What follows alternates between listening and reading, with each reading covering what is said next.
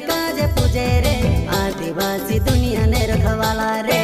बाप देव खत्री काजे पूजे रे आदिवासी सबसे निराला रे।